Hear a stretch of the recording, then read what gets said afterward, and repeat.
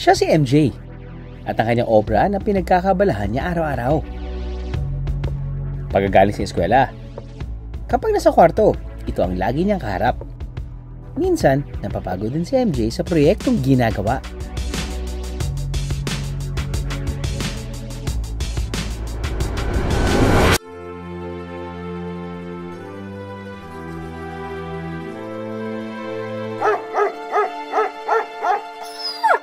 Mabuti na lang at nariyan si Buboy, ang alaga niyang aso, na laging nagpapasaya sa kanya. Ano man ang gawin ni MJ, laging nariyan si Buboy para samahan siya. Matapos ang mga panahong inilaan niya para tapusin ang obra, tila napaluhan na lang si MJ sa naiguhit niyang larawan. Sa lahat ng panahon at anuman ang makamit niya, lagi pa rin niya kasama si Buboy.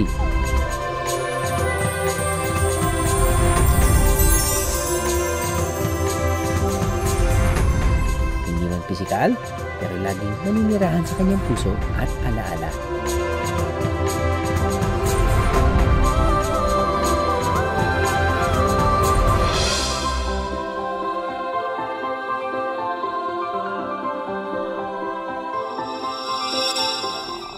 Wait lang ha, magbubulis lang ako ng luha.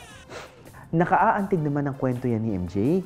Kaya mga kaaha, habang kasama pa natin ang mga mahal nating alagang hayop, tiyakin nating maiparamdam sa kanila ang ating TLC or Tender Love and Care.